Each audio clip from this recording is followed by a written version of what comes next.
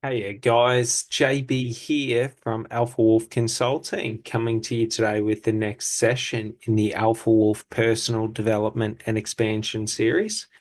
And this session is going to be quite a fun one because it's going to be this understanding of creation and destruction and the becoming of creation and creation, i.e., to find love.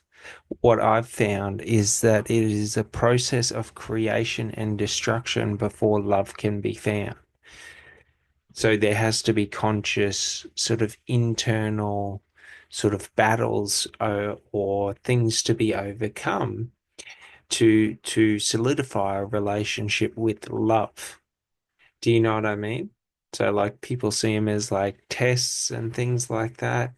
So it's quite important that we understand this dynamic because when I understand this dynamic, it allows me to see one relationship's a lot better, but it also allows me to see the flow. So I can see when there is flow within a relationship and when there isn't flow within a relationship, or when there's harmony within a relationship or no harmony within a relationship. So it's sort of like it makes it easier for me to not only protect myself because I now don't sort of overinvest into disharmony, oh, disharmonious situations. And what I do is I only invest into the ones that create harmony within me because the side effect of that is I have more harmony within my life.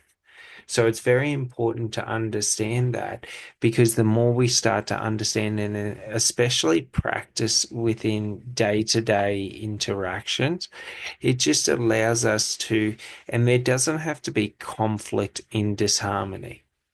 That's the thing. Like the ego creates conflict in disharmony, but there is no conflict in disharmony because there's no one way to do anything. Do you know what I mean? Anyone can do anything anyway.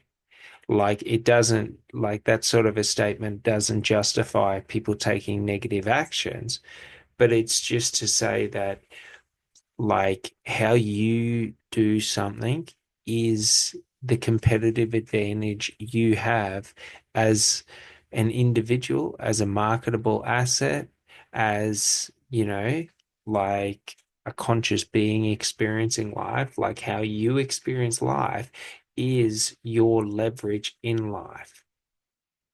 Do you sort of get it? So, like, if you're limiting your experience in life to settling for disharmonious relationships, well, what's going to happen is you're going to create stagnancy or disharmony because, for example, should I always choose creation in a relationship where the other party chooses destruction? Every time I create, it's destroyed. It's a never-ending cycle. There is no growth or expansion because the other party is constantly destroying what I am building. So this is what we think of as stagnant or relationships that limit our growth and expansion in life.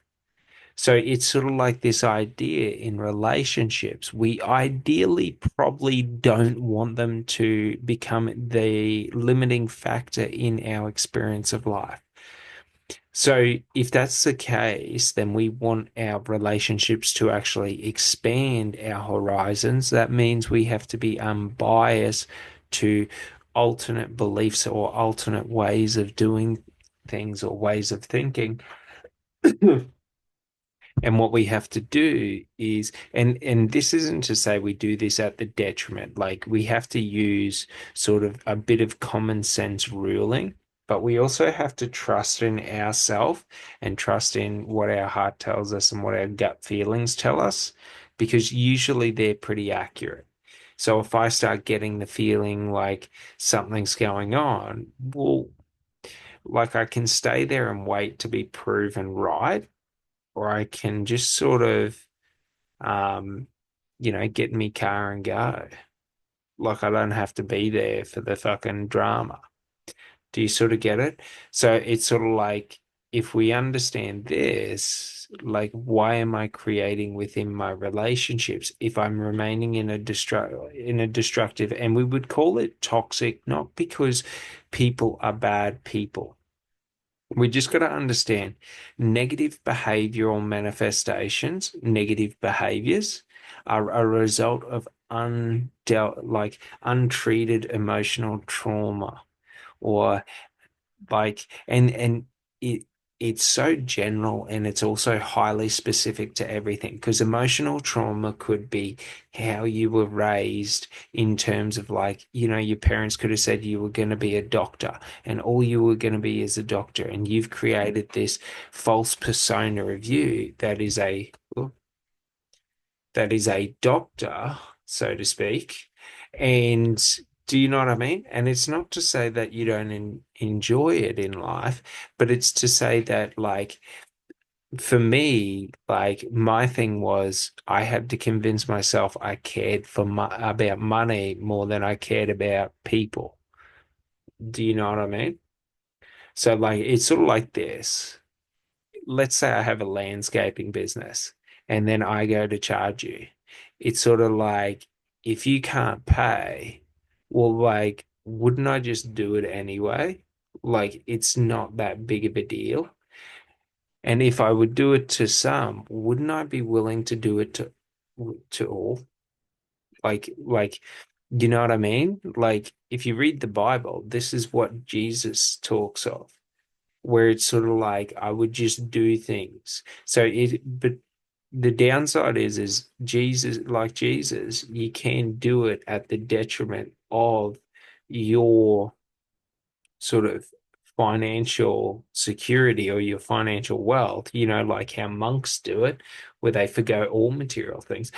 But you don't really have to. Like, the thing is you just put people before money when you can and how you can. You selfishly serve them. Do you sort of get it? It's sort of like you're not being selfless where you're serving them at the expense of yourself, but it's like, I'm going to serve you. And look, if I can do a bit this month, great. If I can do more next month, even better. Do you know what I mean? If one month, or if we go through hard times and I can't do much, I can't do much. Do you know what I mean? But it's just like an agreed upon sort of, I'm going to do something for you. Do you sort of get it? It's very important to understand this, because, like, many different business models and corporate structures have tried to tackle this in different ways.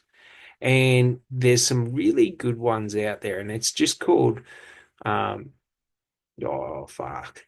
It's like social corporation, like social corporate. Like, it's more of the corporation side, where it's facing the community and its interaction and how it engages with the community. So you could think about it in a sales process of being like, your customers experience like experiential journey while purchasing your product. So what did they experience? How did they experience it all the way through the journey? Because if you understand that, then you can create a journey that basically creates that exact same experience for everyone that runs through. Russell Brunson is one of the pioneers of this, and he's really, really good at it. But do you know what I mean? So, like, if we understand, and it's not to take away from sort of the magic behind love or anything like that, but, like, love is sort of a decision or a choice, because love is associated with trust. The more I trust you, the more I love you. Do you know what I mean? And it's relational bonds that stop us from, um, basically becoming psychopathic and homicidal to each other. So it's sort of like the more, and this is why our brains are wired to release oxytocin and dopamine and serotonin, and for many other reasons as well. But one of the primary reasons is for our ability to integrate and like sort of come together as communities and as groupings. So it's sort of like think of the like the family structure. Like nowadays, it's been very, very destroyed. But if you think back even just 100 years ago, we had generations of families that lived in very close proximity and everyone's lives were intertwined. Do you sort of get it? But nowadays, everyone's sort of everywhere, which isn't a negative thing because it allows for like further exploration. Do you know what I mean? Like 100 years ago, if you wanted to go somewhere, you either needed a horse, so to speak, like cars were just coming out, but you either needed a horse or you had to walk there. Do you know what I mean? Or you could have taken the rail if you were in a city. Do you know what I mean? So, like, think about that. Like, yeah, 20, 30 Ks in a day, that's pretty comfortable. But if you were having to walk, 100, 200 kilometers, do you know what I mean? It'd take you 2 or 3 days to do what you were going to do. Like, do you understand? So we had tighter knit groupings because we had less ability or access to external. Not to say that, you know, we didn't have access to it because there was horses and all that jazz, but it's to say that the way in which we structured the family was very, very tied because this was a lot before, not so to speak, before science, but before modern science. So like it was very structured around the nucleus families.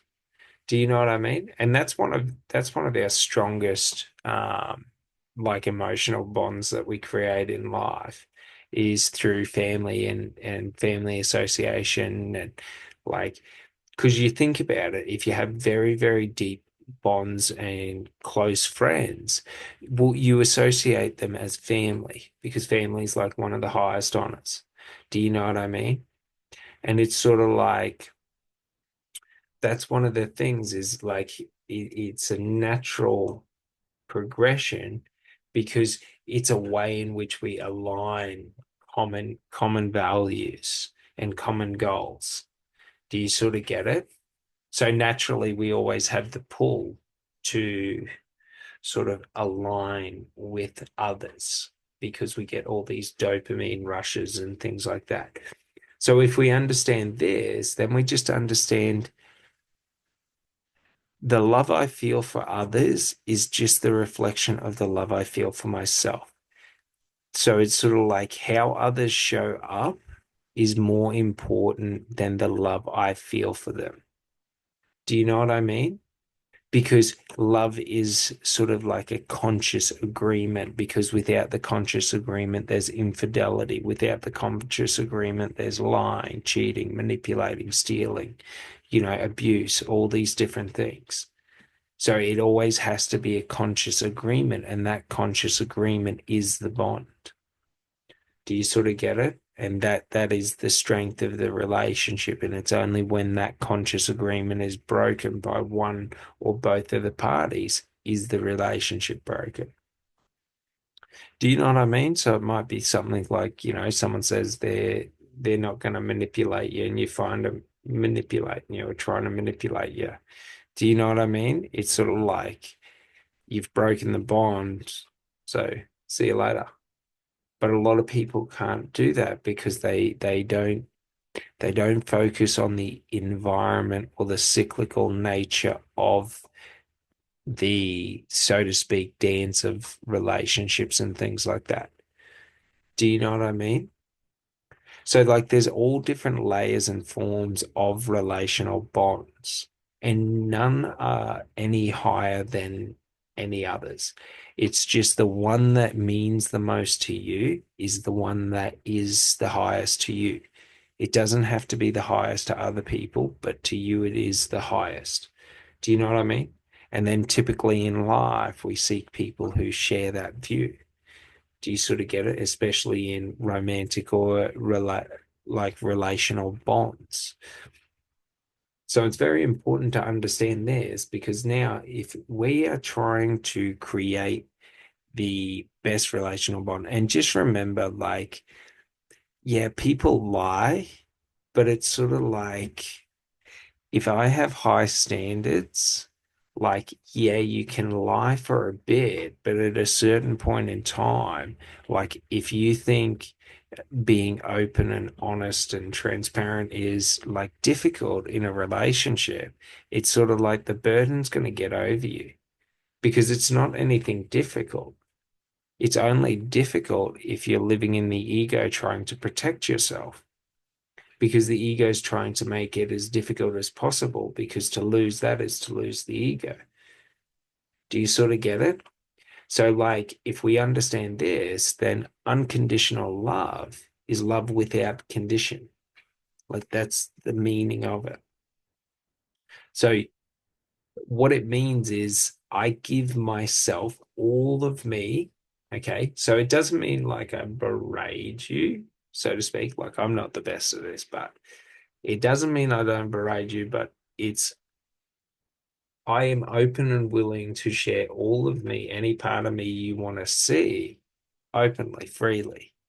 Do you know what I mean? I'm not projecting it out there.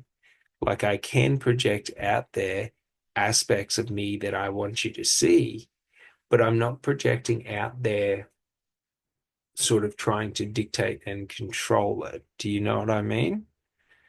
So it's sort of like if it's unconditional, then it is all. Do you sort of get it without condition? So there's no reason I wouldn't be, open and transparent. There's no reason I wouldn't do this and that, even if it leads to my demise, because like anything less than that, if I put one condition on it, then what happens is like it's now conditional love. And now I'm just justifying the weight of the condition. So I'm saying, well, this is only a light condition. I'm not putting heavy conditions on it. Do you know what I mean? So, like, we can use it like it's not a negative thing. Like, unconditional love, conditional love, they're not negative or positive. Do you sort of get it? Like, they're just two ways of experiencing it. Do you sort of get it? So, like, for example, in unconditional love, that is where I let go to fear. In conditional love, I let fear shape and dictate the structure of the relationship. Do you sort of get it? So when I do that, what happens? Like, it always just leads to destruction. Do you know what I mean? Because all I'm trying to do is create the best relationship rather than experience it. So while I'm creating the best relationship, I'm overlooking all the red flags that I don't like. I'm accepting behavior like that I see as being unacceptable. Do you know what I mean? So I'm justifying to myself why I need this. And that's the ego. Like we have to let go to that because once I feel a need or like I find myself trying to justify my actions and behaviors, that means that I'm acting outside of my true intention.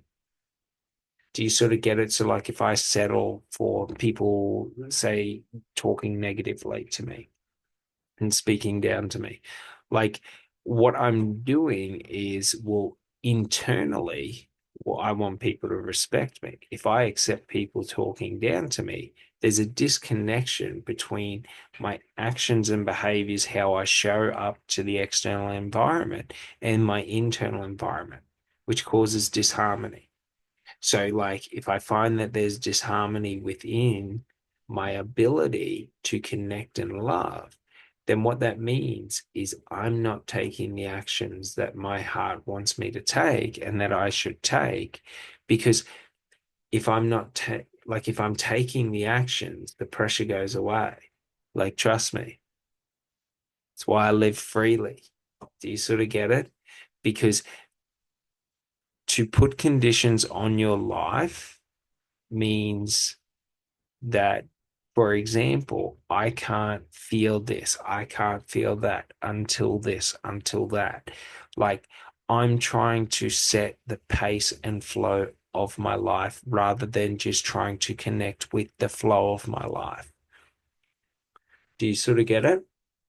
So when this happens, I become the energetic resistance in what I want in life.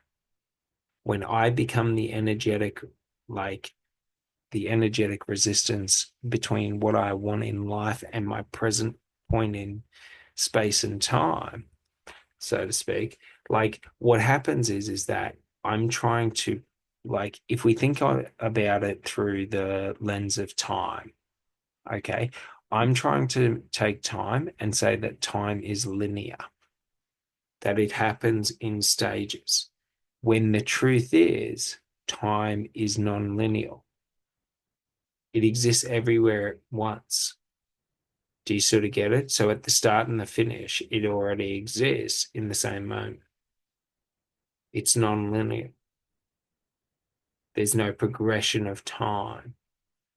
I am right now alive and dead. Do you sort of get it? Because it's the exact same moment. It's just my perception of time is linear. And when my perception of time is linear, there is conditions on how I can move through life, how I can experience life. When my perception of life is non-linear, anything I want is instant for me to get. Do you sort of get it? Because I just take the action towards what I want. I don't need to try and get it. I just get it. I don't need to try and buy a sandwich. I just fucking buy the sandwich. Do you know what I mean? Like it's quite easy. It's not difficult because like you've just got to realize like you naturally do this, like breathing. Do you sort of get it? Everyone does this, but people pretend like it's not real.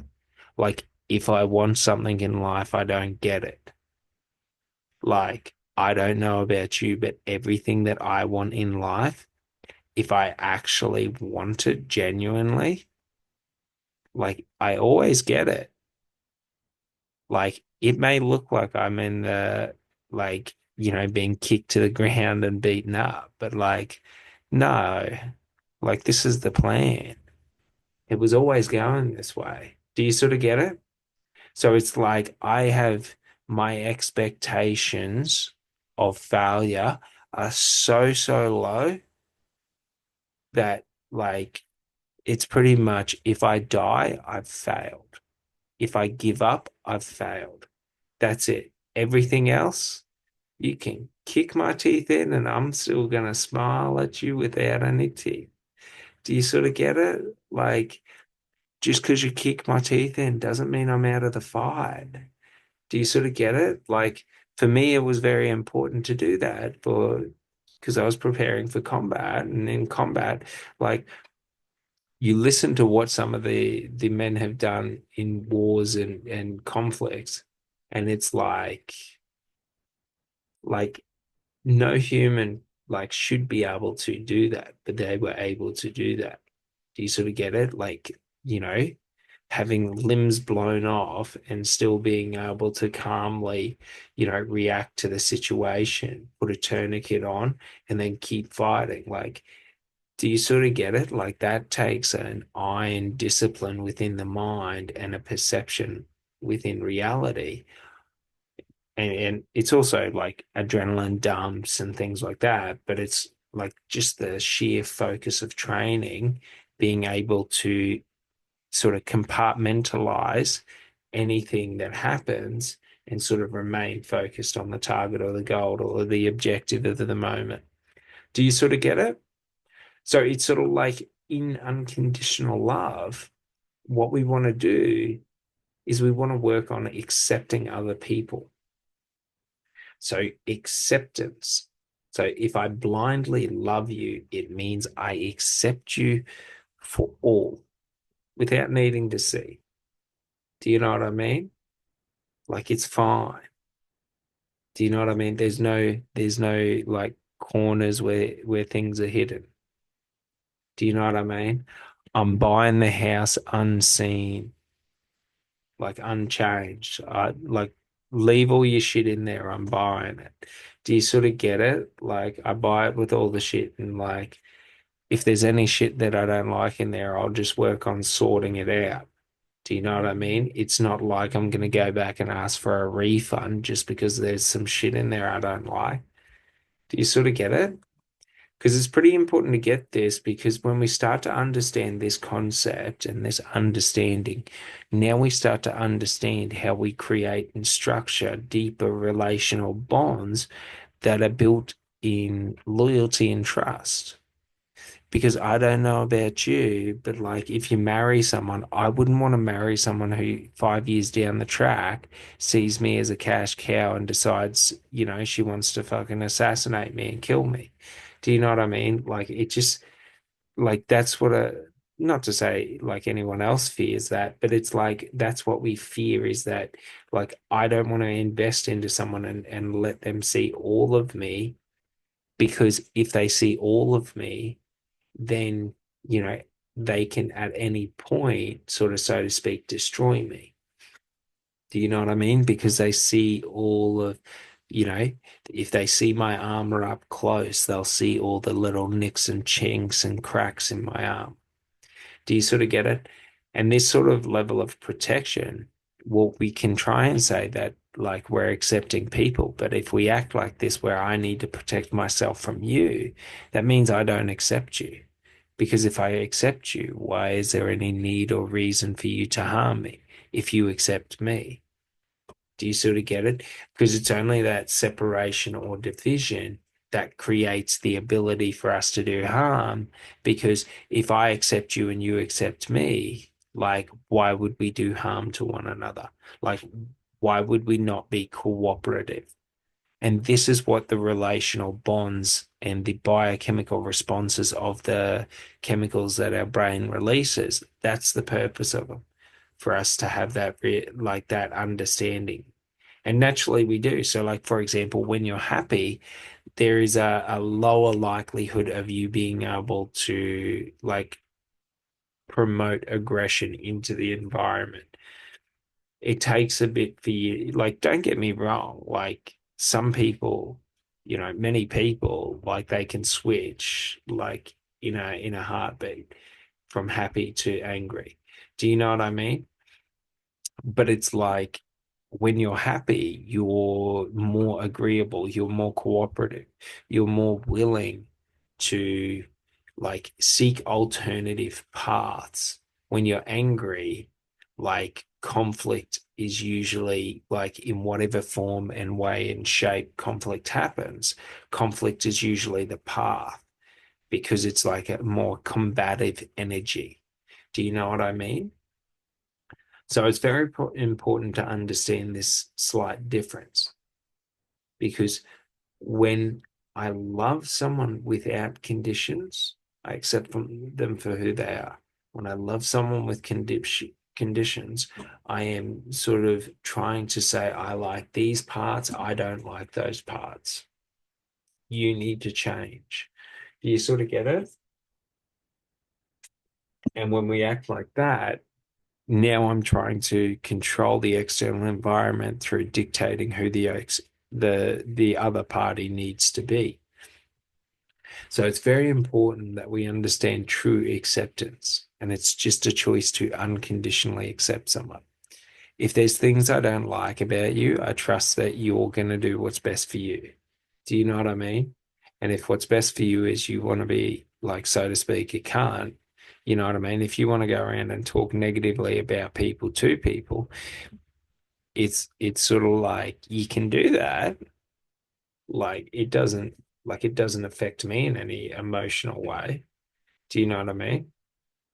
I'm just not gonna accept it, call out that sort of behavior if I see it. Do you know what I mean? Like I'm okay to create conflict there because it's not conflict for me. Do you know what I mean? Because it's sort of like many think, and it's not wrong to think, but we have this idea that like violence doesn't lead to peace. Do you know what I mean? Like, and it doesn't. Like, it doesn't. Like, we could say conflict leads to peace. Conflict doesn't lead to peace, but in some circumstances, conflict is needed in some way, shape, or form to create the space for peace. Do you sort of get it? So it's sort of like because we just have to understand like conflict and peace are not positive and negative.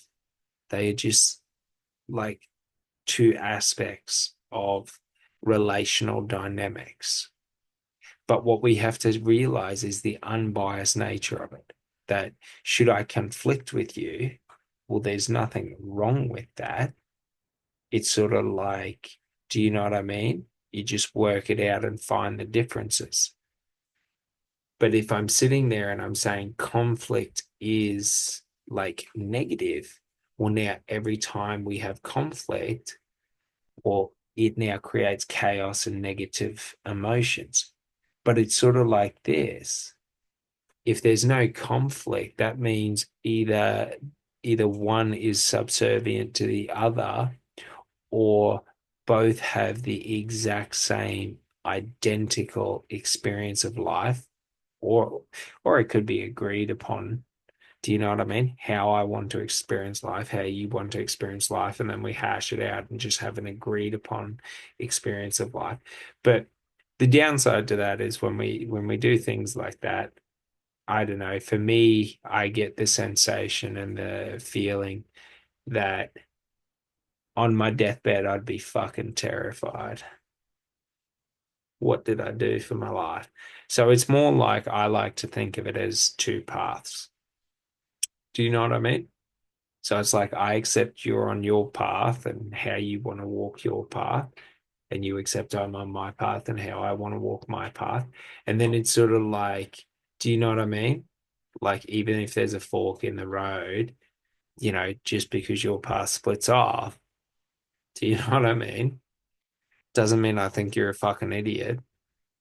Do you sort of get it? Like everyone's walking their own paths in life and you can think of it in many different ways. You can think of it in like our psychological development and our understanding of self-identity, our emotions, our emotional intelligence, our understanding of spirituality, so our connection to others, our understanding of like our external environment. So, like my home, my life, my friends, my work, my career, my passions, my hobbies, and all of this. So, like, we can see it in all these different layers. And it's sort of like if I unconditionally accept them all, do you sort of get it? Because we are multi layered people. We have many things going on, and there are many different layers to us. So it's sort of like when we talk about unconditionally accepting someone, that's accepting everything. Do you sort of get it? So it's like you could think of it like if one person was Muslim and one person was Catholic, it's like they could be together if they unconditionally accept each other and they just accept you believe what you believe what I believe, I respect you, you respect me. I respect what you believe. You respect what I believe. Like it's not difficult math if we were to think of it like that. Do you know what I mean? It's quite simple, but the ego creates illusions and tries to make out that it's not that simple. And don't get me wrong, like the ego is in you, but the ego is in others as well. The ego is the aspect of self that causes us to manipulate others because the ego is the one that can justify separation between me and you. Do you sort of get it? When I can justify separation between me and you, I can justify taking actions that harm you because they do not harm me. When I see you as being connected to me and a part of me, well, why would I harm myself? It's harder for me to take negative actions towards you to harm you. Do you sort of get it? And that's what unconditional acceptance is that aspect of realizing that like you are me and I am you. So like I accept you, like you accept me, and then it's sort of like once I've accepted you, like, do you know what I mean? However you want to show up. Do you know what I mean? If there's things that I don't like for example, if you know, if someone had a trait or a tendency to when they got angry became disrespectful and rude, like we're not in conflict because you do that, but I'm going to keep talking to you about it and change your mind because you know, like it's not to say that some behavior is acceptable and not acceptable, but like, I don't know, like we create these identities of who we are in relational bonds. Do you sort of get it? It's sort of like if you want to think about it, it's like an emotional, like when we're creating emotional bonds with other people, we're creating these like images or identities within our subconscious mind of ourself, who we portray ourselves as, how we portray ourselves, how we act and behave, how we make decisions and things like that. So, like, some people could be like, I make decisions by analyzing for a long period. So, like, for example, for me, I make decisions by like years of data and analyzing. Do you know what I mean? I test the decision all the way through, but like, I'm always testing until I've proven it and made the decision. Do you sort of get it? So, like, for example, I like to observe people and map behavioral patterns and tendencies and predict their thought pattern and process. So, like, for example, if I listen or am around someone for 12 months, I'll pretty much be able to tell you close, not word for word, but I'll be able to tell you the meaning of everything that they will say prior to them saying it. Do you sort of get it? Like, because it's quite easy because once I understand how you come to make decisions, I start to see your ability to make decisions. So, what is your ability to make decisions? The information that's presented to you, and then how you perceive that information or the lens you look at that information through. Do you know what I mean? So if I was highly focused on money, all information, I'd be thinking in terms of like, what financial gain do I get out of it? If I was insecure, I might be looking at, all the ways that, things could go wrong. Like, so we start to realize that it is our emotional states that create the conflict. Do you know what I mean? So if I fear rejection, like there's a reason behind me fearing rejection, and it's because it's a learned behavior. Do you sort of get it? For example, as a child, I had like pretty high ADHD. Compared to most people, I was pretty intense. Like there was maybe two or three people I'd met in my childhood that had the same level of energy as me. I used to run around the yard just screaming. Do you know what I mean? Not for 1 minute, not for 2 minutes, for like 30, 40, 50 an hour. It was pretty funny because when I was really young, I used to do it naked. And it was always so funny just seeing a naked kid run around screaming. Just, and that's just because I had too much energy. Do you know what I mean? So if I had any sugar, it was like rocket fuel. Do you sort of get it? But because a lot of people didn't accept me because I was so difficult to handle, well, then that created false perceptions and beliefs around conditions of protecting myself from others' opinions. Do you sort of get it? So we create these conditions. That's what our conditional approaches to life are, is that I'm going to put conditions on this to protect myself. That's why it's the ego. Do you sort of get it? So once you get that, like unconditional love is just letting go to the ego. Like the ego is the aspect of self that seeks destruction. The higher consciousness is the aspect of self that seeks creation. So when in a relationship, when I have an ending and it causes me to become self-destructive, I'm in my ego. When it causes me to become sort of created and recreated from the moment, I am in my higher consciousness. So it's sort of like in each moment or each decision, if I choose creation, I'm in a higher consciousness. If I choose um, destruction, I'm in the ego. Now, remember this, like the ego is not negative. It's just our perception of the ego that is negative because the ego is a tool. So should I need to destroy a relationship, I have the capacity to destroy that relationship. Do you know what I mean? Should I need to build a relationship or rebuild a relationship? I have the capacity to rebuild it. Do you know what I mean? It's not one like I can use them whenever I want, however I want. It's in every moment. Where do I want to be? Because in some moments, should I be creating while others are destroying? Like they're going to keep destroying until I stop creating. Do you sort of get it? Because people who are doing that are just seeking attention. Do you know what I mean? But they're seeking attention in negative ways because they're trying to manipulate behavioral patterns and associational bonds through rejection. So when I fear rejection, okay, that's my biggest fear.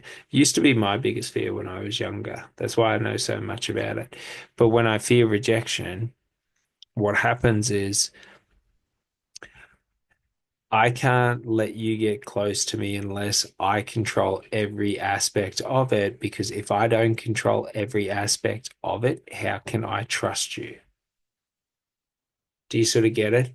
So, like, if I can't control every aspect of it, like, I'm going to reject you. But I need to cover that need with like camouflage.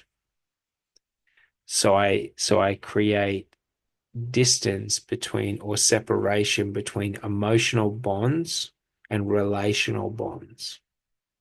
So I separate my emotions from it and I create perceptions of my emotions. Do you sort of get it? So I act like everything's good even if it's not. Do you sort of get it? So it's not good to do that because that's sort of what leads to exhaustion and burnout because I get sick of me playing that role and being that person. So it's only through accepting and unconditionally accepting ourselves for who we truly are and letting go to the masks do we find like like true love. Do you sort of get it? Because like love is love with conditions. True love is love without conditions. So it's not conditional on the person, it's more conditional on the energetic flow and state of the relational bond or the emotional bond. Do you sort of get it? So the more we start to understand that consciously in the moment, the more we start to understand how to develop healthy emotional bonds and relational bond. And the difference between an emotional bond and a relational bond is an emotional bond is unconditional. A relational bond is conditional because a relational bond is a logical bond.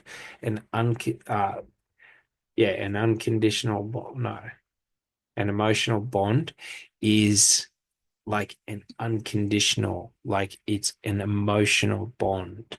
So emotions don't have access to logic or reason, meaning it could be simultaneously a one and a 1,000. Do you know what I mean?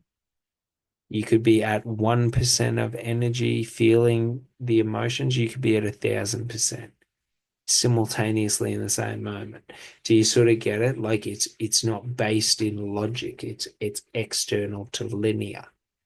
So because we think about it like our conscious mind operates and processes like thought to thought to thought to thought in a direct line.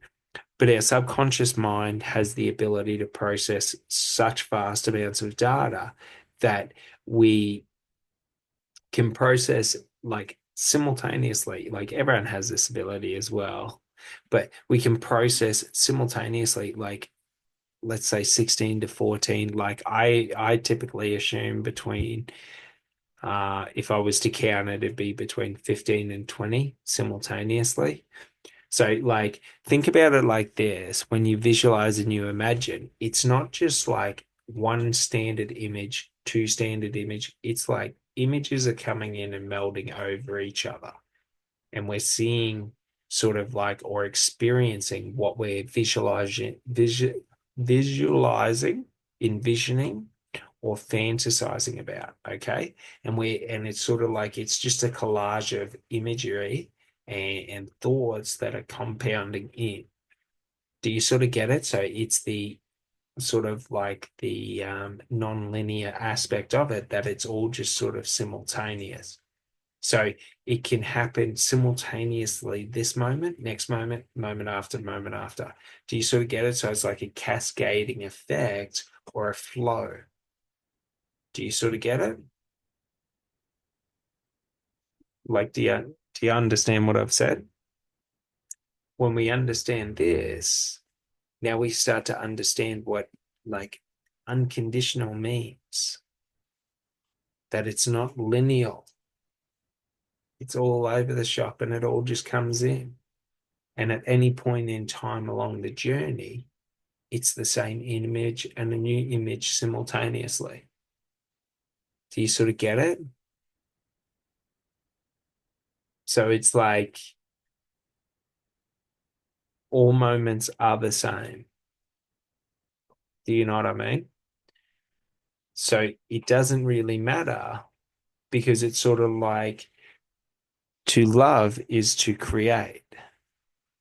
So when I create, then it's sort of like in every moment, if I want to live in love, if I unconditionally love someone, then I am always choosing the path of creation.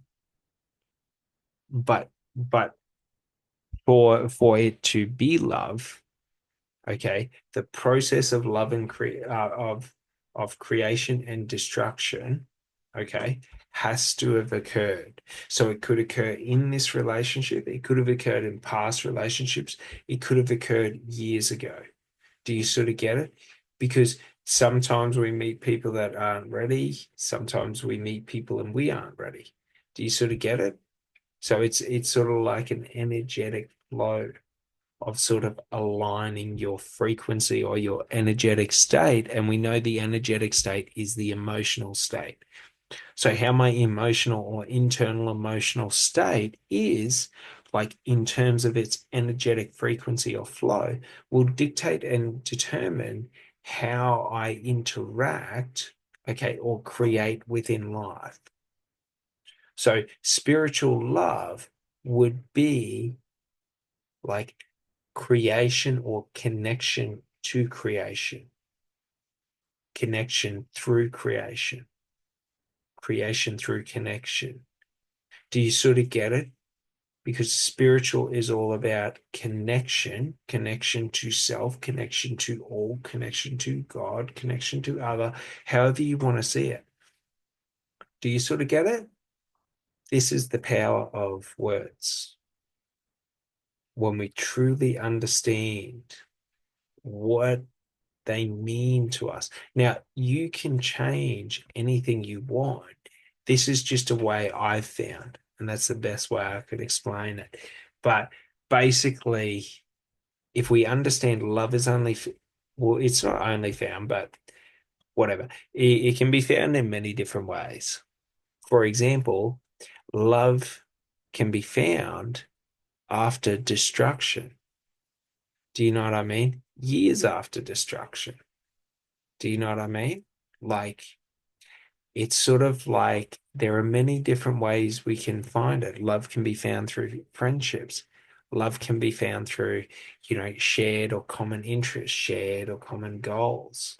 Do you know what I mean? Shared beliefs, shared ways of experiencing, shared dreams and desires, shared core values. Like, however you want to see it. Do you know what I mean? But it's like, if that is the case, that it can only be found at the end of creation and destruction, then we understand moving through any relational bond or emotional bond. This is the process. So, should I be the one creating and the other person is creating, and then the other person starts destroying?